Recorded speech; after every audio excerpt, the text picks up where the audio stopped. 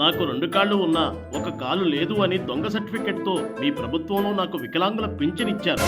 ఇప్పుడు చంద్రబాబు నాయుడు నా pension cut చేశాడు.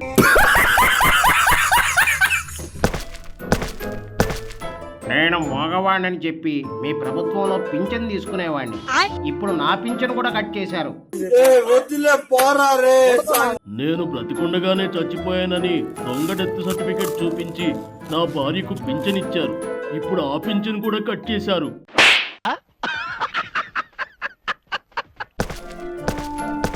నేను పార్టీకి 20 కోట్లు ఫండ్ ఇచ్చాననే నాకు పింఛన్ ఇప్పించారు.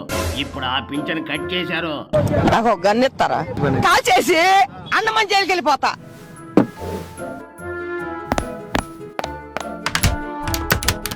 చంద్రబాబు నాయుడు ప్రభుత్వం వచ్చాక పింఛన్ అన్ని కట్ చేస్తా ఉన్నారు. ఏం మాట్లాడుతున్నావురా? నరాలు కట్ అయిపోయింది.